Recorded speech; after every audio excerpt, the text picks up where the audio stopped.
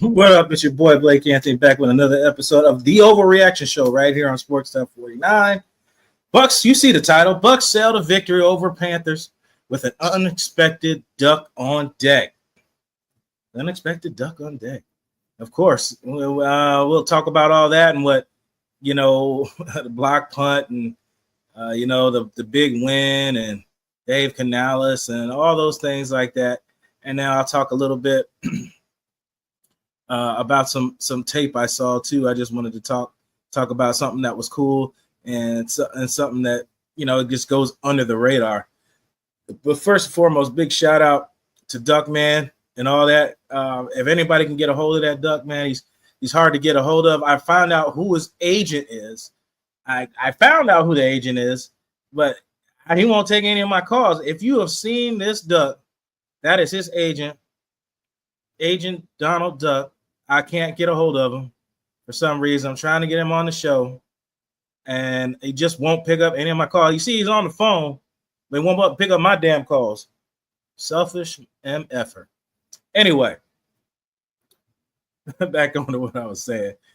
Yeah, that was pretty cool with the funny thing with the duck flying around the stadium and then landed. You would only see that if you were in the game. He was flying around for a minute and then landed, and then, block punt immediately happened after he landed, and J.J. Russell scored. But give big shout out to Joe Tryon. Nobody talks about Joe Tryon was the one that blocked the punt, and nobody mentions it. Joe Tryon is the one that set up the whole thing in motion for him to score.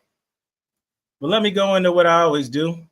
First off, let me add this file to the stream for another talking point later. But you know how I do. I always go into my box score, and we'll talk about the box score real quick. So box score, Baker Mayfield, 359 yards, $5, not 1, 2, 3, 4, 5 touchdown passes. Bucs shut down the rushing game of another team, something that nobody talks about. All they want to talk about is, they give up the passing yards. They give up secondary. Well, yeah, they have nobody back there. But yet they week in and week out, they stopping the run. So you stop in one half of an offense, and all you got to do is worry about passing. But that's also your weakest point, too, because all your guys are hurt. And Dean went out with an injury. Bucky Irvin, 20 rushes for 113 yards. He has proven to be the lead back. Go over here. Of course, Bucky Irvin, Sean Tucker, 8 for 39. Rashard White, 6 for 30. Mike Evans led the day, 8 reception, 97 yards, 2 touchdown passes. Jalen McMillan, 551, 2 touchdown passes. And Devin Cope, that's a guy I told you about earlier in the year. If he's healthy and playing, he's going to make a difference. And they also had the other fast guy in there. He was there all season. I forgot Johnson. Johnson's back, too, with the speed. Man, I'm telling you, that Cope is going to make a difference at that tight end spot. Dude is going to make a difference. I said that at the beginning of the year, and he played a lot in this game and showed a lot. You expect more out of him. But yeah, that's pretty much it. Now we go to defense a little bit. Zion, 5 for 1. Yaya, Logan Hall, Anthony Nelson, Kalijah Cansey, and Chris Braswell all had sacks in this game. So finally, the Bucs got some sacks. Something they hasn't been a hot commodity here because of the lack of edge pressure. I honestly forgot about Chris Braswell up until they put him in later game. I'm like, is he that bad in practice? I know he only has one move, speed rush upfield. He's got to develop other moves because we've had guys here that only have one trait is just to run upfield and hopefully you beat the tackle. And that's not going to work in this league, especially against premier offensive tackles. You've got to have a multi moves when you're rushing the edge, coming off the edge. Yeah, let's talk about the little video here. Let's break down some tape. And, it was at that moment, too, we got. So let's look at some of this tape. Come on now, you're going to start without me telling you. Back it up. Back it up now. Back it on up. So some of these big runs, we don't talk about enough and why it happens. So you have the guard and the tackle pull from the backside, and the other two, everybody else blocks down. So you're basically the guys on the left side of the line have an easy block depending on the way the off defensive line lines up. All you're doing is basically sealing. You're cut blocking on the front side, and then you're pulling the other two guys from the right side.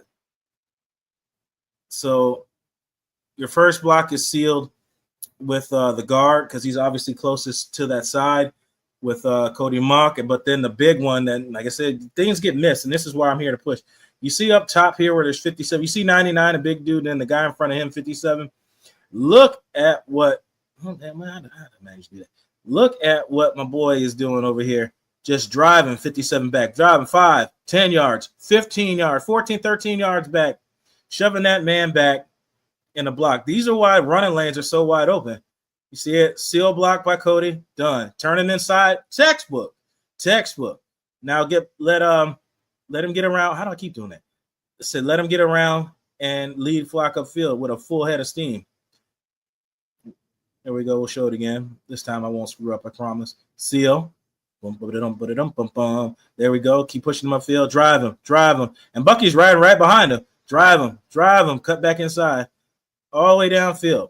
Those are the kind of plays that why there's big running lanes. These are why there's big running lanes.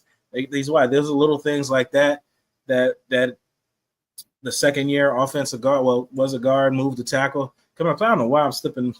His name is slipping my mind right now, but he's been like that since the beginning of the year, playing great at tackle, making a bounce back. Man, I couldn't be prouder for a guy bouncing back after struggling playing left guard last year.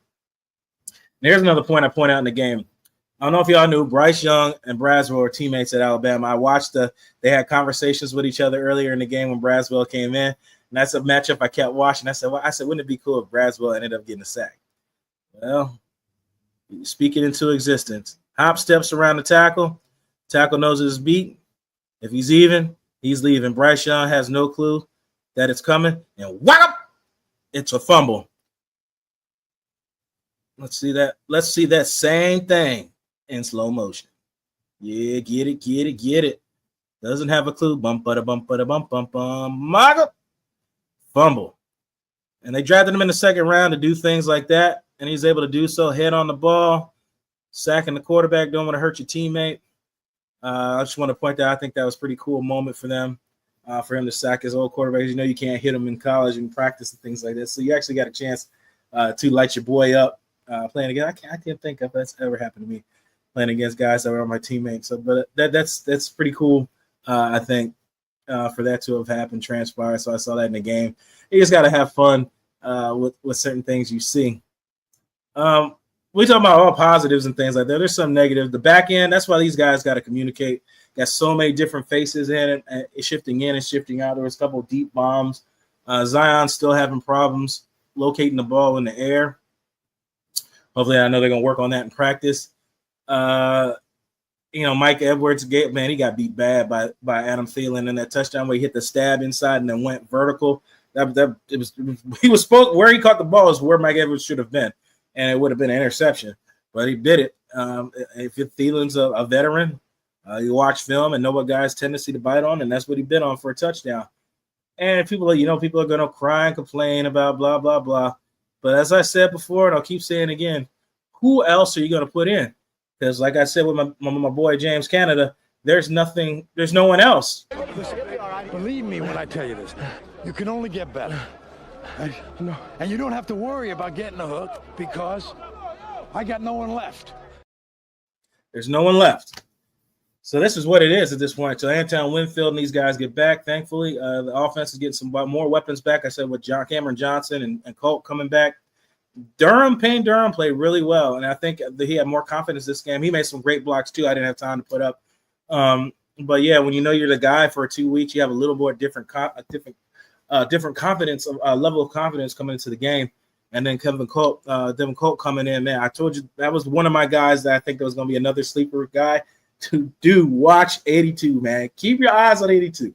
Watch 82. He is going to produce fast. Was underused at Washington. He's with his other teammate, McMillan. I know they work out together. Keep your eyes on 82. Keep your eyes on Johnson. I think those guys are going to make a huge difference. Johnson was making a big difference early in the season until he got hurt. Now he's back. This offense is going to get better. And like I said, we got to get healthier. We got to draft better on defense, get some pressure and things like that, get some key veterans and stuff on defensive line and secondary. Well, the secondary was hurt with Bryce Hall getting hurt. I think he was going to make big contributions in this defense. I'm not sure if he can come back either. That'd be nice. It'd be nice to get Savasier Dennis back right before playoffs, man, that would be all too nice if that happened, but we'll just wait and see if it does. And it was at that moment. It was pretty much the whole game was at that moment. The block punt was the finale with the duck and everything like that. I think that was like the biggest part of it all, but it was all in all a great game to watch. It was fun. It was exciting. And then you had to wait for the night game where Washington took care of business. So now you control your own destiny with your big rival of New Orleans coming into the game. I'll be in attendance full effect, waiting to have fun for that game.